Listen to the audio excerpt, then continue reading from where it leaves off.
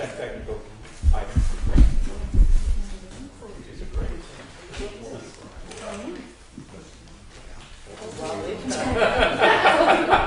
That's the second one. My policy line. All right, okay.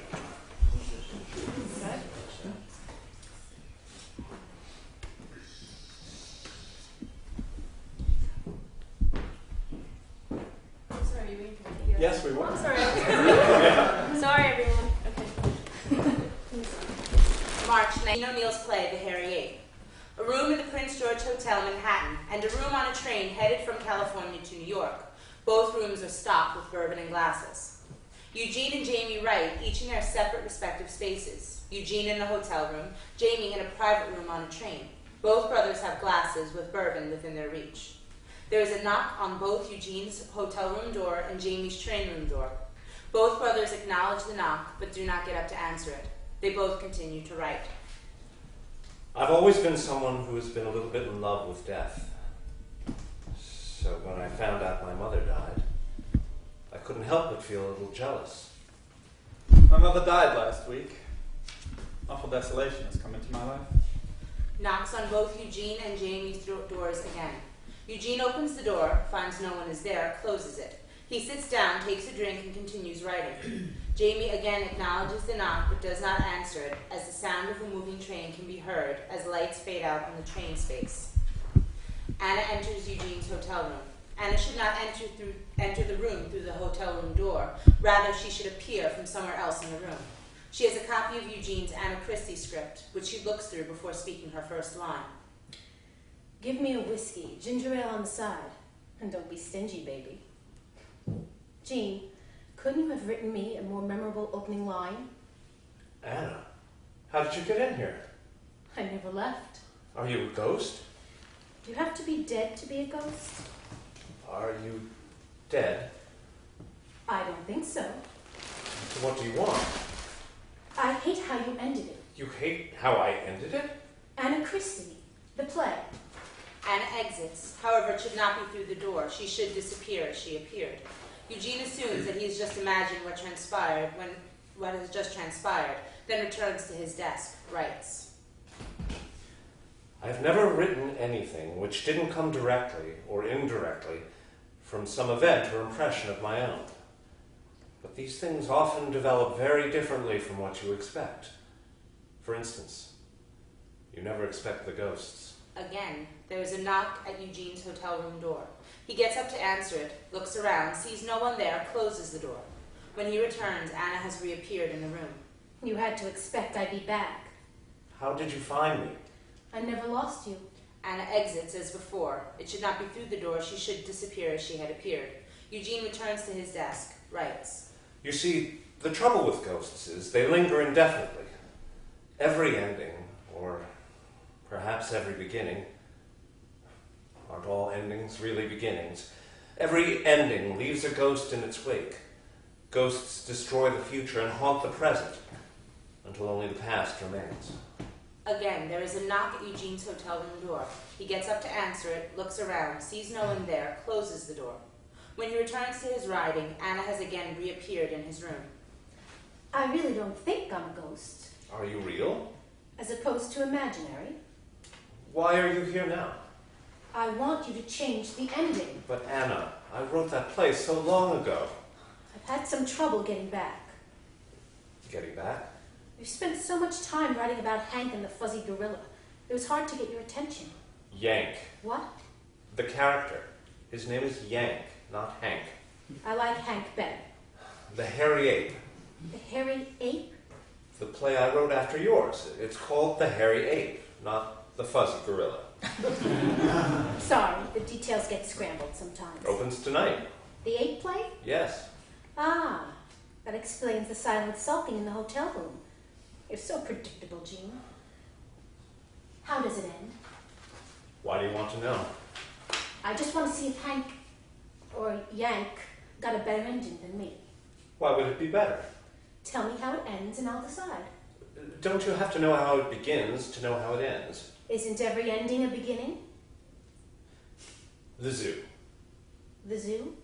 The Hairy Ape ends at the zoo. Yank gets in the cage with the ape. So So, you did give him a better ending. How do you figure? Just seems more, I don't know, exciting than... Marrying the man you love? I'm not sure I loved him. Not everyone marries for love. They don't? No, there are plenty of other reasons. Like? Companionship, boredom, fear of loneliness. Did you get married for love? Of course. You seem to know a lot about the other reasons for someone who is so sure he married for love. Rattling off words and knowing about marriage are two completely different things. You're a writer. You don't just rattle off words. Your word choices are deliberate. When I'm writing, yes. When I'm speaking, I'm not so sure. Salvation. Salvation. I got married to be saved. From prostitution. From myself. Matt was willing to forget about your past. My past is who I am. Your past is who you were. Why did he need to forget? We all need to forget something. I want to forget my ending. How did you get in here? Did you bribe the doorman for a key? I've always been here. You can't just appear out of nowhere after all this time and expect me to change the ending. Apparently I can. The Brooklyn boys are talking again. I don't know any boys from Brooklyn. It's an expression my brother and I always used to. Go around the slide. The hallucinations from the booze.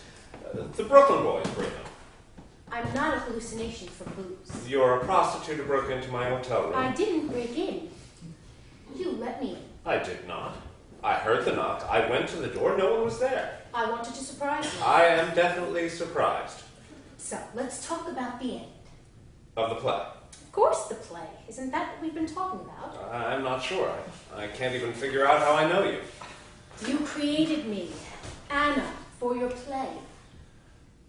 You remind me of the girl from Provincetown. She spent a summer with my brother a few years back. Do I know your brother? She had freckles. I don't have freckles. Are you an actress? Sometimes. Oh, well, okay. You were in one of my plays then. I've never been on stage. Auditions? I've never auditioned. You know someone in the business? I act sometimes. For my job. I can be whoever they want me to be. But what about who you want to be? I don't get paid for that. Why did you become a prostitute? If anyone knows my story, it's you. You're confusing me. Have you forgotten my story already? It hasn't been that long. Anna Christie. Why is this so difficult for you? I never knew what happened to you after Provincetown. Why do you keep talking about Provincetown? I'm from the Midwest. Jamie never told me what happened. Who's Jamie? Never mind. Let's go back to why you're here. To change the end. You hate the end, you hate the beginning. I didn't always hate the end. Neither did I. Ah, so you admit you don't like it now. It's not that I don't like it. I don't like the way it was interpreted. Christ, why am I explaining this to you? Who better to explain it to? I am your favorite heroine. I don't have a favorite. I wouldn't be here now if you didn't feel something special for me. I didn't ask you to come here. I don't even know how you found me. Let's not talk about how. Let's talk about why. The end. Okay, let's begin at the end. Did you really think I'd be happy with Matt Burke? I did. For a time. For a time? Melancholy life's a tragedy bunk again. Am I supposed to look at life through rose-colored glasses because it hurts less? Jean, I don't think anyone would ever accuse you of looking at life through rose-colored glasses. Some have said the ending of Anna Christie is a happy one. On the surface, I suppose it's happy. On the surface. You know the story. My father sent me off to live with cousins so he can go back to work at sea. I was raped as a teenager, ran away to become a prostitute, ran away from that to find my long-lost father. Went on a barge with him, met a sailor named Matt Burke, fell in love, and lived happily ever after. Fell in love with Matt or the sea. Aren't they one and the same? Neither could make you happy. But the play makes it seem like I'm happy. Nothing is ever as it seems, Anna. More philosophical bunk, huh? Come on, Jean, change it for me. My story, my characters. I determine their fate. I challenge my fate. Anna pours herself a drink, sits, flips through the pages of the script. Eugene ignores her and continues to write. Anna stands, walks over to Eugene, and drops the script, open to the last page on top of what Eugene is working on. Anna picks up the Anna Christie script again, goes back a few pages from the end, indicates a specific place on the page for Eugene to write. Look, you can change it here. The gun. I'll shoot him. Change the words, change my fate. You can't change fate. I can't accept it either. Your might-have-been talk exhausts me. Anna tries to hand Eugene the Anna Christie script. He refuses to take it, attempts to ignore her, and continues to write. It's not too late to change what might have been. The past can't be changed, Anna. But it can haunt you. I'm not afraid of being haunted. I'll haunt you for the rest of your days if you don't change my ending. Would you say that's obvious or inevitable? Unexpected. Indeed.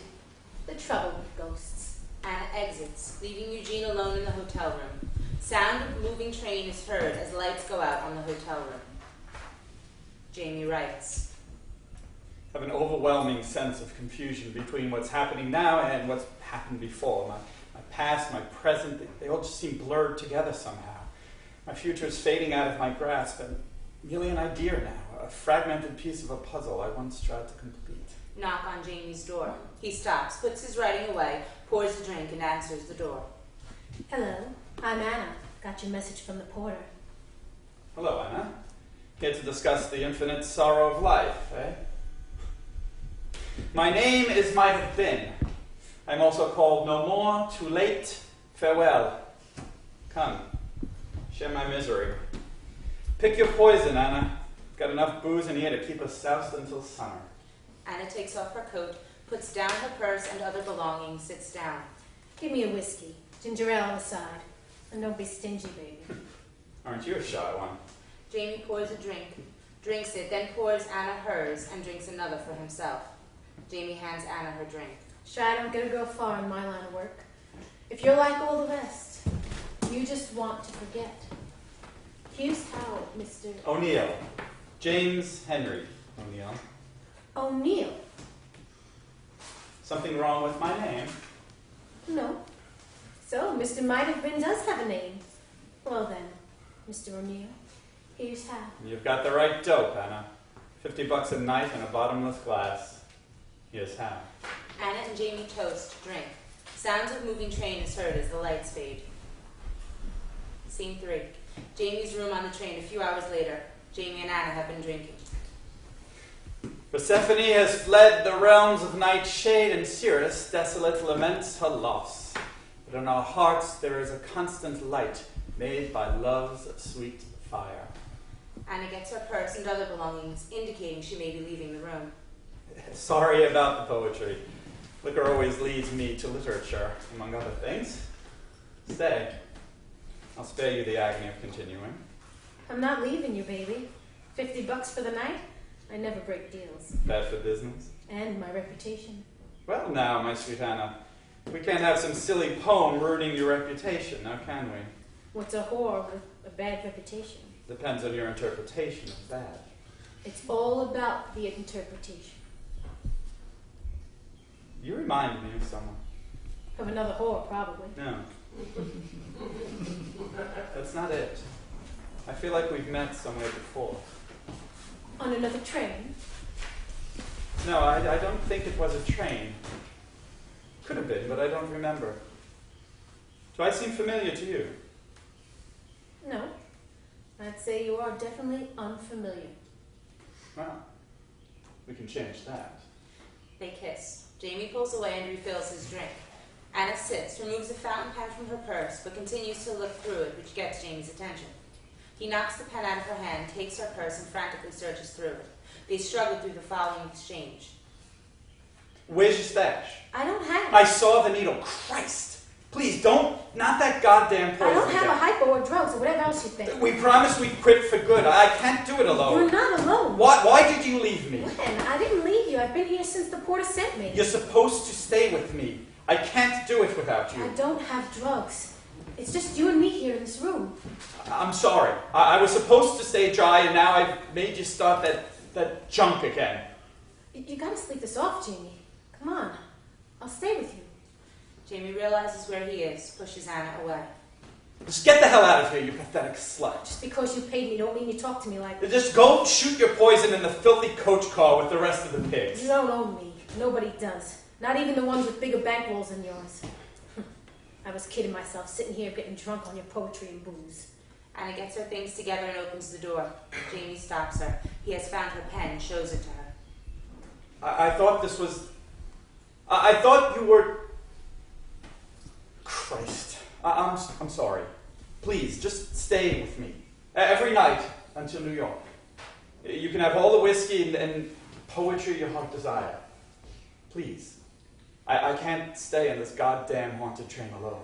Anna closes the door. Jamie pours drinks. Anna drinks hers in one gulp, pours herself another, and downs it also. Who is she? Who? The girl. She wasn't some poor tart like me trying to score a few bucks on free booze. She hurt you something awful. Your wounds are still raw. She was addicted to morphine. The girl. I got confused. I thought... I remind you of someone. I didn't mean to yell at you. I'm used to it. From the job? Occupational hazard. One of many. She stopped. The morphine. And so did I. You were on the jump too? No, just booze. Still poisoned, though. We promised to stop. Together. For a time. For good. But you went back. Aren't we all? Did she? I don't know. She left. I'm sorry. Cold, numb. Soon I'll feel nothing at all. Are you okay? Can I get you a blanket or something? Just forget her. You're what I want now. I can make you forget. I'm going crazy here. I need you. Come out of the cold, Jamie. It's warm here inside. Anna pulls Jamie closer to her. She pulls his hand towards her, slides it under her dress. Jamie hesitates to touch her and then concedes. Yes, that's it. Deep inside. I don't disappoint. Sound of moving train is heard as the lights fade. Eugene's hotel room. Eugene alone paces around the room. He checks his watch, pours a drink, continues pacing. A knock on the hotel room door. Eugene opens the door. As before, no one is there and he closes it.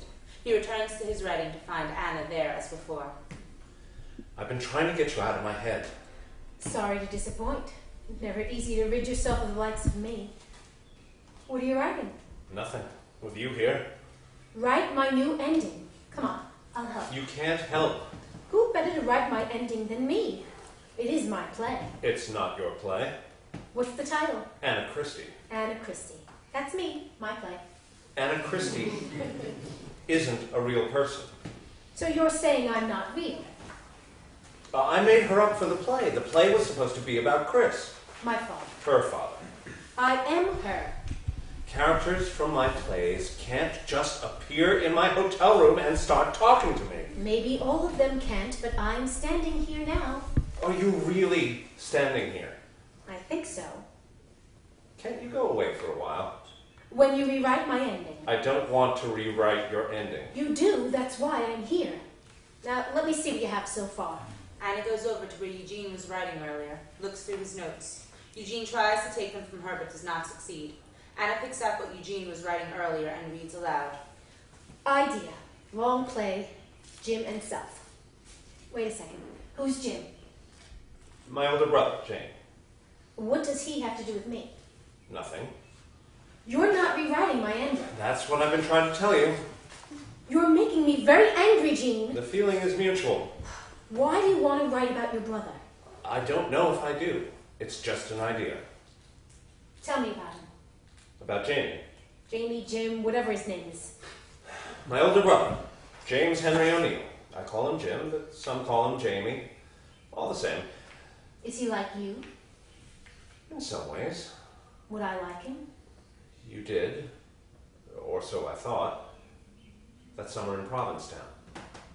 I never met your brother in Provincetown. She's where I got the idea for Anna Christie. I'm Anna Christie. You can't be. You've never met my brother. So can I meet him? I don't see how that's possible. You created me based on a girl from Provincetown. Yes, I suppose. But I'm not her. You're definitely not her. You remind me of her, but you're not her. Is she prettier than me? Does that matter? Where is she now? I have no idea. Is she with your brother? My brother is on a train back to New York as we speak. Oh, I can't wait to meet him. What time will he be here? He won't be able to see you. When he gets here, let's ask him what happened to Anna. He won't know. Why? He drinks a lot. Forgets a lot. Maybe I can be a drunk hallucination for him. Please leave, Anna. Please rewrite my ending, Jean. No. Then I'm not leaving. Where did your brother go? He was in California with our mom. Is she coming back with him? Yes. In her coffin. She died? Now, my sweet Anna, that's a silly question. Living people don't travel in coffins. Vampires do. Vampires aren't alive. I always get that confused. I like when you call me Sweet Anna. You get a lot of things confused. Not really. This is easy. Your mother's dead and your whiskey-soaked brother's bringing her back on a train. Yep. That's him, soaked in scotch and sorrow. Where's your grief? I've seen none of it so far. Anna exits. Grief is my pen. My tears its ink. Jamie's room on the train. Jamie is alone in the train car. Anna knocks on his door. Jamie, you awake? It's Anna. Jamie gets up, gets a drink, opens the door to let Anna in. She hands him a bag, which he takes but doesn't open. Food. From the dining car. You should eat if you're... I worried when you didn't answer the door. You're worried you couldn't soak me for another $50 tonight. I did tell someone I was busy tonight because of our deal. An honest whore. How admirable. How many men did you open your honest legs for while I was passed out? Got no business asking. Baby, come out of the cold. It's warm inside. Yeah, baby, that's it. Deep inside. Always warm inside for the right price, eh? No. You definitely don't disappoint. What the hell is wrong with you? You're different than... I don't say that to all. I don't read from a script when I'm... Working? It's your job, Anna. Your ice. Ice and bourbon. What a pair. And my favorite pair. Why am I different from the rest? Because I pay more. It's not about the money. Oh, please, Anna. Of course it is. With you, it isn't. Tell me how. I can't. Why do you do it? This work? Surely you had choices. I chose this. Don't pity me. Oh, you'll get no pity from me, sweetheart. Who is she? Why do you always answer a question about you with one about me? You're here with me. She's not coming back. You don't know that. She can't come back. I have to go to her. It will take me some time to get there, a year or so, but I'm determined this time. Nothing will stop me. The booze might. Not a chance. Can't get there without it. Or self-destruction. I'm a tired cliche. Tell me your story, Anna. I don't have a story. Everyone has a story. I'll help you start. Once upon a time... I hate that beginning. Your defiance is attractive. Your drunkenness isn't. Yeah, neither is my sobriety. Come, continue. Once upon a time. Once upon a time, a girl loved a boy. The boy said he loved her, and they decided to get married. And they lived happily ever after. A more trite cliche than my own. The girl had a secret she was ashamed of, but she loved the boy so much she didn't want to hide it. So she decided to tell him. At first, the boy was angry about her secret. He yelled, called her names, he even hit her. The girl cried and isolated herself in a world of self-loathing. Self-loathing starts with secrets. A few days later, the boy came back. He told her his love for her was stronger than her secret. The boy and the girl got married and were happy for a time. But the boy never forgot her secret. He tried convincing himself the secret couldn't destroy their love, but it was always there. A fog that can never be lifted. The The girl knew the boy was haunted by her secret, but she ignored it. One day, the boy decided he could no longer live with the girl with her secret between them. But he didn't tell the girl he changed his mind. He assured her everything was fine between them and told her he loved her more than ever. One day, he told her he had to go away for a while, but he told her to wait for him. He promised he'd be back. She waited and cried for him every night, but he broke his promise. The boy left the girl alone with her secret. What happened to the boy? The girl never knew. What was her secret? What's yours? Slow down, kiddo. Finish your story. I hate the end. Makes me cry. Most endings do. No more stories tonight. Why are you going to New York? To see my brother's Broadway opening. Your brother has a new play. You know my brother. When you said your name was O'Neill, I remembered hearing about a playwright by that name. A playwright with a panache for prostitutes. Runs in the family, I see. He learned from the best. I'd love to meet him someday. I'm sure you would, for $50 a night. We O'Neill boys are pretty good customers. I'll introduce you. I'm not asking for you to get me some business. I'm just interested. Interested in his bankroll, perhaps. We're quite the theatrical family, the O'Neills. My father and I, actors. My brother, the playwright. Oh, I know your father. Oh, really? Oh, no. I don't know him like that. He was the Count of Monte Cristo.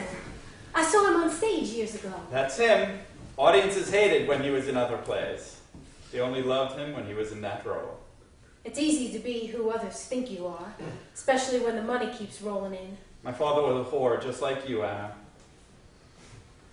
Take off your mask, Anna. I have no mask. Oh, we all wear masks.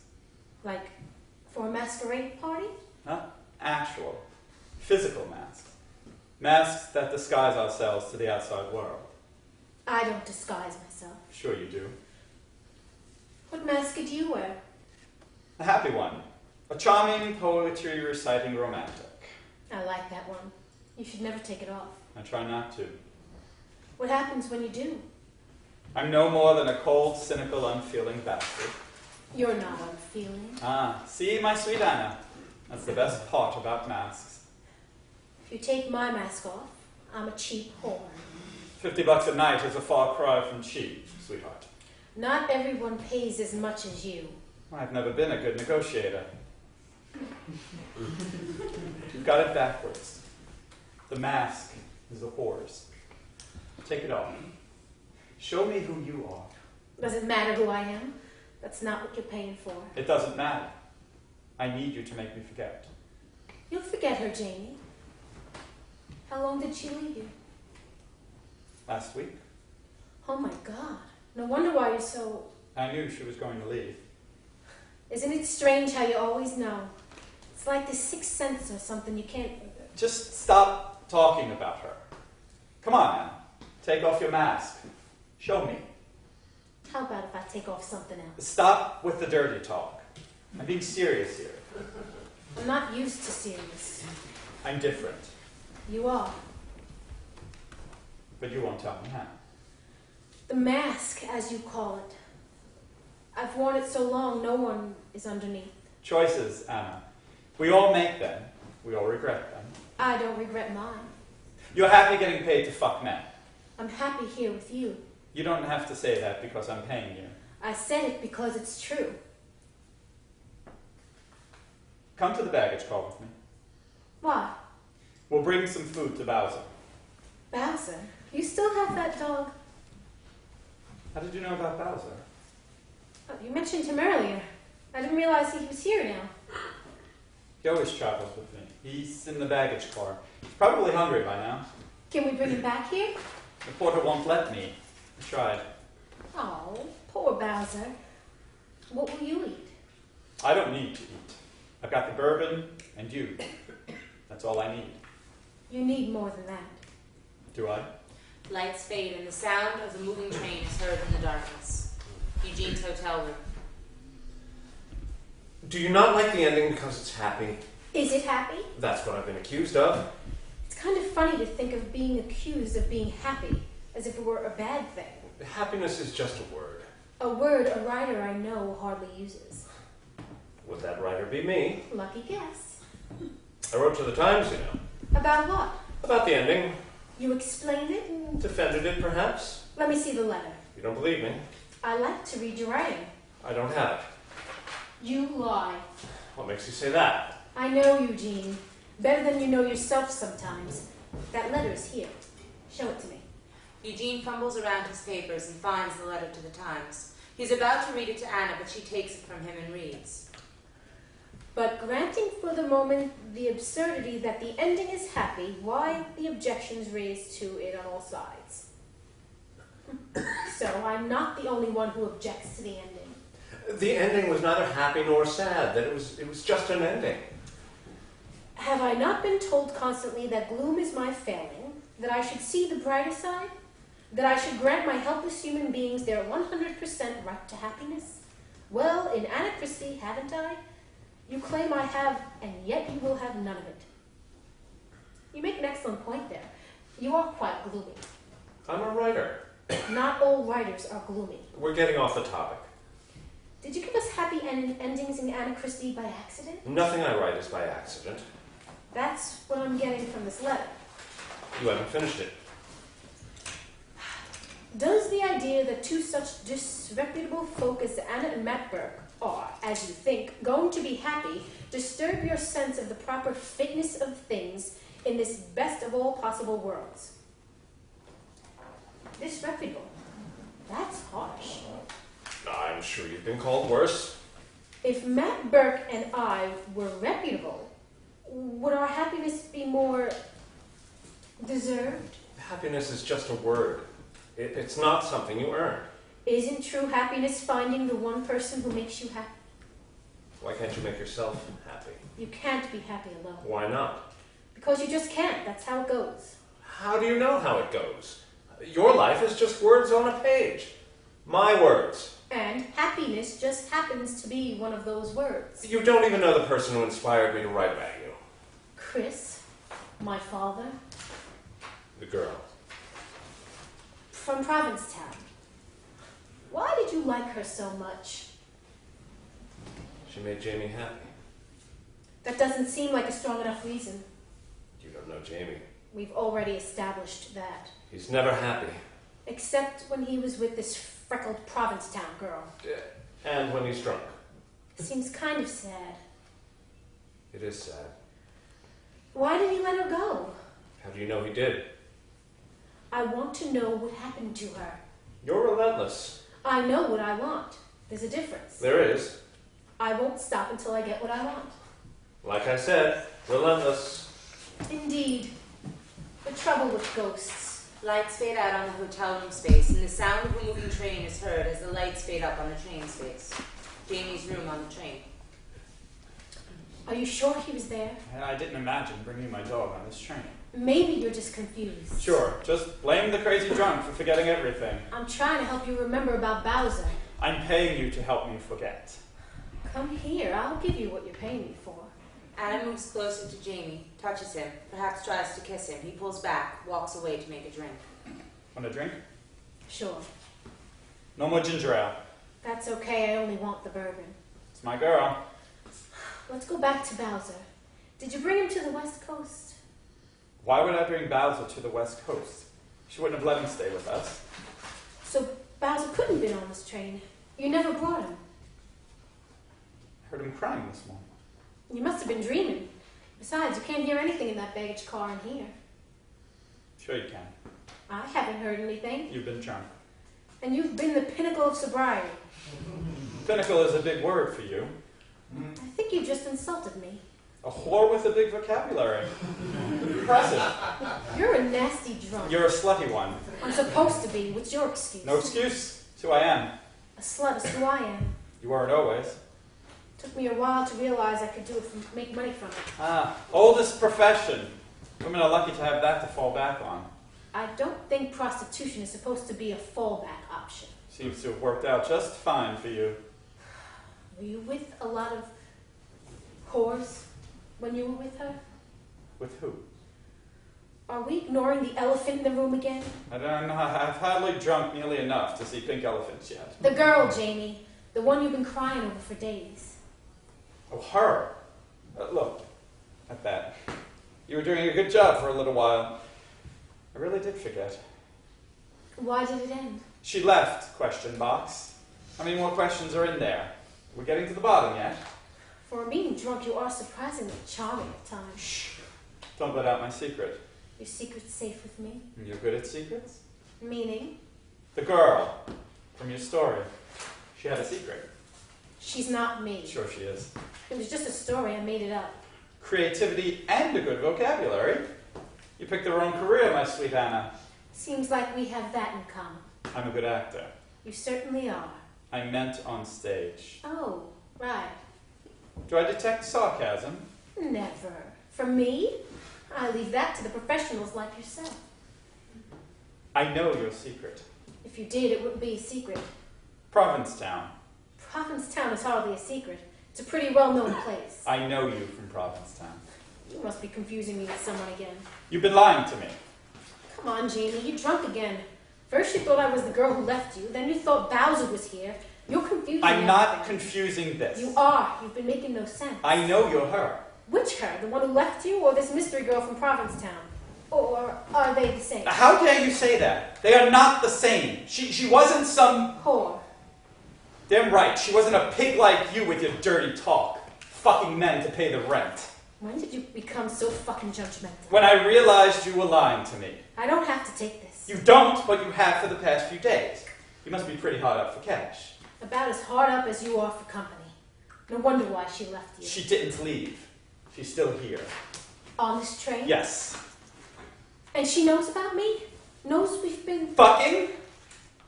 This is really creepy, Jamie. Am I part of some sick plot you messed up head to make her jealous? It's not going to bring her back. Well, I would hope not. I don't think she knows. Of course she knows. You got on this train with her. She had to see you sneak me out. I don't think she knows. Have I seen her? Sort of. That woman in the pink dress you smiled at yesterday in the dining car? I don't even remember. We walked right by her on the way to the baggage car. She was alone, drinking tea. No, that wasn't her. I don't even know what to believe anymore. Well, that makes two of us. I think I should go. Don't. This is getting too weird. I know who you are. That's why you stayed with me. I stayed because of the money and the free booze. You lie to yourself often enough. You'll believe it. And no one knows that better than you. Jamie walks away from her, refills his drink. He drinks it all down in one gulp and makes another. Poison is so good. I was out of my mind quitting for her. You're out of your mind now. Everyone knows if you don't quit for yourself, it never works. My mother. Oh, this is the trite cliche part, right? Your relationship with your mother stops you from being normal with women. My mother's dead. Oh my God, Jamie. I'm so sorry. I didn't mean... She's in the baggage car. In her coffin. Oh, she's the girl who left you. I don't even know what to say. This is all so... Twisted? Sad? Those are a few words that come to mind. Out of impressive vocabulary words, eh?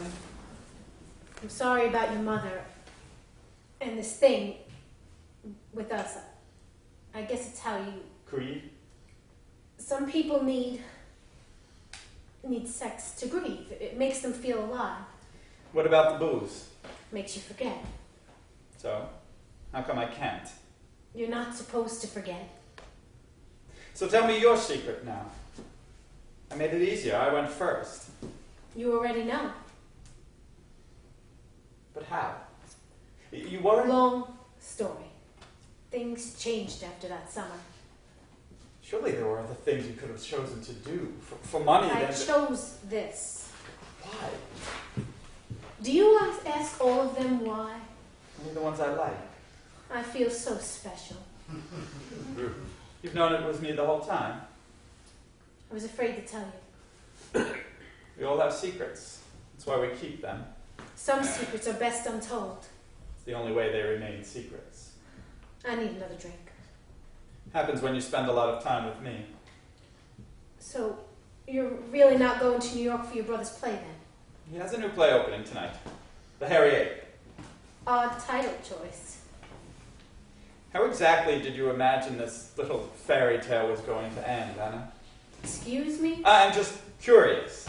Did you think I'd say, let's get married, live happily ever after, and I'd forget all the men you've been having sex with for money? What the hell are you talking about? That summer in Provincetown. You and I really connected. I know. All those mornings we took Bowser to the beach, we would just sit there at the water, and I remember thinking, I could get used to not being alone. You never told me. Secrets. Back then I used to dream of kissing you. I used to dream of what it would be like to... I never wanted to poison what we had with sex. You don't know it would have poisoned us. It always does. Makes no difference now. We can't We be. both had pretty rotten pasts. We can move forward. Together. We can't. You're a whore, Anna. And you're a drunk. A mean one at that. My mother's dead, Anna. I don't want to talk That's about... a convenient excuse. Just get out of here. Jamie pays her. While he gets his money, he drops a cigarette case on the floor. And the case has a picture of a woman on it. Anna picks it up and keeps it. Jamie does not see her take it. This is it then. Goodbye. We'll be in New York in a few hours. We're connected, Jamie. Stop living the fairy tale, Anna. It was our fairy tale. Anna exits. You left me to die with a whore and my fucking poison glass. Now the whore is gone too. Sound of a moving train is heard as lights fade out on the train space. Eugene's hotel room. Eugene is in his hotel room pacing. There's a knock at the door. Eugene goes to open it. Anna is standing there. Oh, I'm sorry. I must have the wrong room. I was looking for...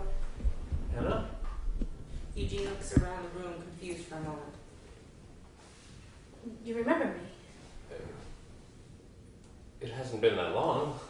Come in. A few years at least.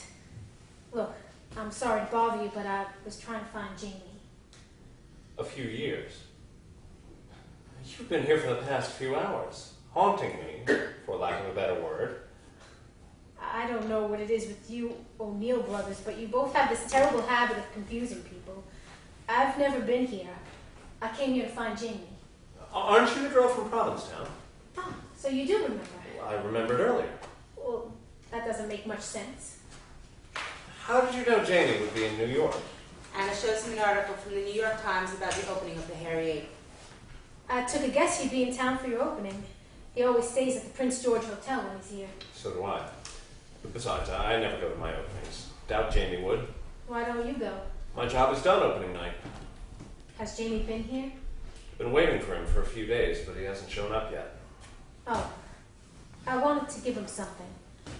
He left it in Provincetown. Anna gives him the cigarette case with the woman's photo on it. Is this you? Just someone who looks like me. Not really me. Beautiful. The case or the girl? Both. Thank you. Can I get you a drink or something? You can wait for Jamie. Thank you, but I have to go. It was nice seeing you again. You too. Anna starts to leave, hesitates for a moment, then turns back. Jean, Yes? tell Jamie I'm sorry for... Tell him I didn't mean to ruin the fairy tale. I didn't know fairy tales could be ruined. Neither did I. Anna exits. Eugene's hotel room. There is a knock on the hotel room door, which quickly gives way to a loud pounding, and a drunk Jamie yelling Eugene's name. Eugene goes to the door and lets him in. What ho! Alas, I find you, my little brother. Stand in the presence of greatness. Eugene Gladstone O'Neill, renowned playwright. Where the hell have you been? Will said you weren't on the train. What does Will know? Sure as hell have been on the train for 4 fucking days. I went to the theater for your opening. Jesus, Jamie. In your condition? I don't have a condition. I'm drunk. Not drunk enough. Got any booze? You've had enough. That's for me to decide, little brother. You know I never go to my openings. Why did you go to the theater? I was looking for you. You should have waited for Will. The paperwork, the coffee... I should have waited for you. You were supposed to meet me tonight. She was your mother, too. She's been dead more than a week. You were supposed to be here days ago. How could I believe you'd be here tonight? How could you not come to California to see us in California? Why did you make me take her back here alone? I wired you. You knew I couldn't make the trip. My doctor... Right, your doctor. Great fucking timing your illnesses have. I ripped up your goddamn wire of excuses, but I haven't forgot one hurtful word. Jamie finds the booze, makes himself a drink, and sits. Drink it all now, but you better sober up before her funeral. Are you threatening me?